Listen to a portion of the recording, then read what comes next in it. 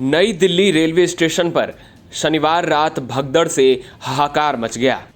रात करीब 10 बजे प्लेटफॉर्म नंबर 13 और 14 पर हादसा हुआ, जिसमें 18 से ज्यादा लोगों की जान चली गई, जबकि कई लोग घायल हो गए।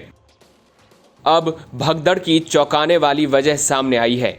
एक जांच रिपोर्ट सामने आई है, जिसमें भगदड़ मचने की वजह बताई गई है। जांच रिपोर्ट और घटनास्थल से जुड़े सूत्रों के मुताबिक महाकुंभ के लिए विशेष ट्रेन का अनाउंसमेंट जैसे ही हुआ, भगदड़ मच गई। प्लेटफॉर्म नंबर 14 पर प्रयागराज महाकुंभ जाने वाली ट्रेन का लोग इंतजार कर रहे थे, जहां काफी भीड़ थी और अन्य लोग भी इस प्लेटफॉर्म पर पहुंचने की कोशिश कर रहे थे। रिपोर्ट के मुताबिक टिकट की बिक्री में उछाल देखते हुए रेलवे ने प्लेटफॉर्म नंबर 16 से एक स्पेशल ट्रेन की घोषणा कर दी। जो लोग प्लेटफॉर्म नंबर 14 पर थे, वो अचानक 16 की तरफ भागने लगे। वहीं प्लेटफॉर्म नंबर 14 पर भारी भीड़ देखते हुए कुछ लोग वहां से भी 16 पर जाने की कोशिश करने लगे। इसी दौरान भगदड़ मच गई। आरपीएफ अधिकारियों की बेतरतीब तैनाती भीड़ को काबू नहीं कर सकी। बताया जा रहा है कि प्लेटफॉर्म नंबर 14 पर यात्रियों की भारी भीड़ थी, जो प्रयागराज जाने वाली ट्रेन में चढ़ने का इंतजार कर रहे थे।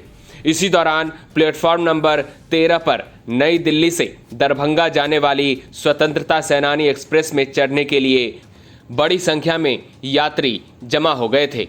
ये ट्रेन देरी से चल रही थी और इसे मध्य रात्रि में रवाना करने के लिए रीशेड्यूल किया गया था, जिसकी वजह से यात्री प्लेटफॉर्म पर ही रुके रहे। क्योंकि प्लेटफॉर्म नंबर 14 और 13 एक दूसरे से सटे हुए हैं और दोनों प्लेटफॉर्म पर भीड़ बढ़ती चली गई और इसी बीच अनाउंसमेंट की वजह से अफरा तफरी शुरू हो गई। इसके अलावा रेलवे अधिकारी प्रयागराज के लिए हर घंटे लगभग 1500 जनरल टिकट जारी कर रहे थे, जिसकी वजह से प्लेटफॉर्म नंबर 14 पर ज्यादा यात्री जमा हो गए।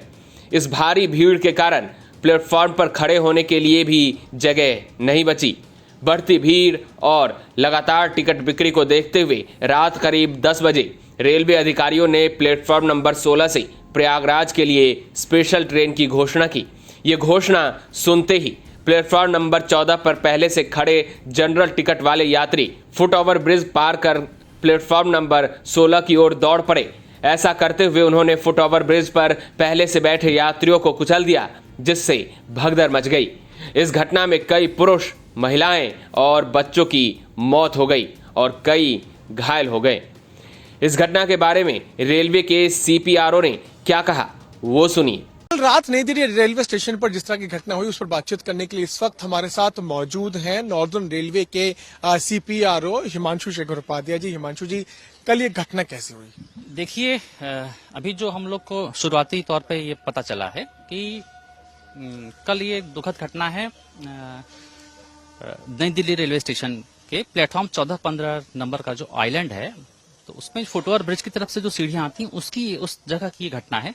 इसमें उस दौरान 14 नंबर प्लेटफॉर्म पर मगध एक्सप्रेस खड़ी थी और 15 नंबर प्लेटफॉर्म पर उत्तर संपर्क क्रांति जो जम्मू की तरफ जाती है वो खड़ी थी। मतलब 14 नंबर पे पटना जाने वाली मगध एक्सप्रेस और 15 नंबर पे जम्मू की तरफ जाने वाले उत्तर संपर्क क्रांति खड़ी थी।